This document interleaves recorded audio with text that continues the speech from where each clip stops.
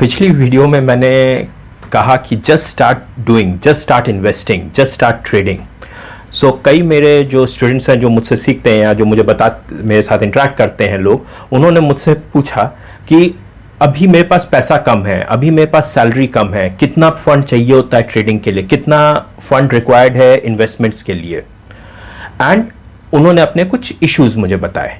So rather than explaining their issues, मैं आपको एक प्रैक्टिकल चीज बताता हूं कि कभी भी इन्वेस्टमेंट्स के लिए पैसा नहीं होता है। कहने का मेरा मतलब यह है कि जब मैं 10,000 रुपए कमाता था तो मेरी सोच ये होती थी कि बस 25,000 जब से मेरी सैलरी हो जाएगी तब मैं तुरंत इन्वेस्ट करना स्टार्ट कर दूंगा, मैं ट्रेडिंग स्टार्ट कर दूंगा या मैं अपना कोई साइड इन्वेस्टमेंट स्टार्ट कर दूंगा। जब मेरी सैलरी 25,000 हो गई तो मेरा एक था कि मैं 50,000 से ऐसे ही सैलरी होगी तो 10,000 रुपए तो मैं जरूर इन्वेस्ट करूंगा। जब मेरी 50,000 सैलरी हो गई तो मेरा एक वो हो गया कि 1,00,000 हो जाएगी तो जरूर मैं इन्वेस्टमेंट स्टार्ट कर दूंगा। कहने का ये मतलब है मेरा कि आपकी जब सैलरी बढ़ती है तो आपके एक्सपेंसेस भी आप अपने उतने ही बढ़ाते रहते हैं कि आपका कभी वो स्ट्रक्चर नहीं बन पाता है कि आप इन्वेस्टमेंट करें। इन्वेस्टमेंट एक बहुत जबरदस्त चीज है, लेकिन वो बहुत जबरदस्ती करनी पड़ती है। इसका एक बहुत अच्छा मैंने यूट्यूब पे एग्जाम्पल भी देखा था, तो मैं वही एक्सप्लेन करना चाहूंगा यहां भी कि आपकी ईएमआई जाती है। फॉर एग्जाम्पल आपने कोई कार ले रखी है, होम लोन ले रखा है या मोबाइल ईएमआई पे ले रखा है, वो ईएमआई जाती है तो आप उसके लिए पैसा अरेंज करते हैं ना, अपनी उतनी ही सैलरी में आप अलग से निकाल के रखते हैं ना कि भाई ये जाना है, गवर्नमेंट को इतना टैक्स जाना है तो जाएगा, तो आप उसके लिए निकाल के रख लेते हैं।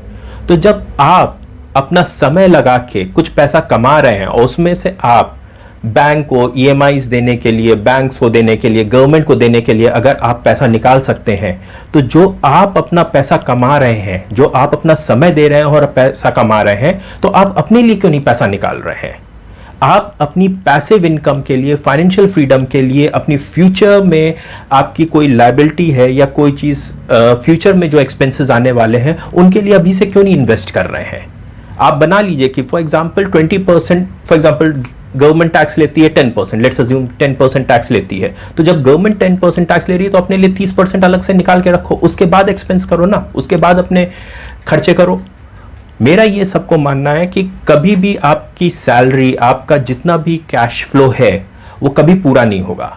आपको कोई भी इन्वेस्टमेंट करना होता है, कोई भी आपको अपनी पैसिव इनकम जनरेट करने के लिए इन्वेस्टमेंट्स करने होंगे या फाइनेंशियल फ्रीडम के लिए, आपको थोड़ा सा अपने इनिशियल स्टेज पे जबरदस्ती करनी पड़ेगी। एक ऑटोमेटिक आपको तरीका बनाना पड़ेगा जिससे कि आपका इन्वेस्टमेंट्स होते रहें। आपको अपने आप पर जबरदस्ती करनी पड़ेगी, आपको अपने ऊपर प्रेशराइज करके वो पैसा निकालना पड़ेगा। सिंपल सा ये फंडा है। जब आप अपनी ईएमआई के लिए पैसा निकाल सकते हैं, आप अपने होम लोन के लिए पैसा निकाल सकते हैं, आप गवर्नमेंट को टैक्स देने के लिए पैसा निकाल सकते हैं, तो फिर आपको अपने लिए भी पैसा निकालना पड़ेगा जिससे कि आपका फ्यूचर आपका सिक्योर हो, आप फाइनेंशियल इंडिपेंडेंट रहें, आपकी पैसिव इनकम जनरेट हो, तो आप एक अलग स्टेट ऑफ माइंड में हो जो आप वाकई लाइफ एंजॉय, ये एक ही लाइफ है, यू लिव ओनली वंस, उसको एंजॉय करने के लिए आपको ये स्ट्रक्चर बनाना ही पड़ेगा। नहीं तो I am very sorry, future में जैसे ही आप ग्रो करते जाएंगे, आपके एक्सपेंसेस बढ़ते जाएंगे, उसका कोई आप रोक नहीं सकते हैं, एक्सपेंसेस बढ़ेंगे ही। एंड फर्दर अगर आपने अपनी एडिशनल सोर्स ऑफ इनकम नहीं बनाई या आपने अपने इन्वेस्टमेंट्स नहीं किए तो ओल्ड एज में प्रॉब्लम ही आएगी। सो इट्स बेटर, मैं आप लोग को यही एक्सप्लेन कर रहा हूं, मैं उनको भी यही एक्सप्लेन किया था कि जब आप अपने ऊपर थोड़ा सा कंट्रोल करके, अपने एक्सपेंसेस को कंट्रोल करके इन्वेस्टमेंट्स करेंगे तो श्योरली आप फ्यूचर में उसके बेनिफिट्स रीप करेंगे। आई होप आपको मेरा ये पॉइंट क्लियर हो रहा होगा, आपको समझ में आ रहा होगा। So start investing. Thank you.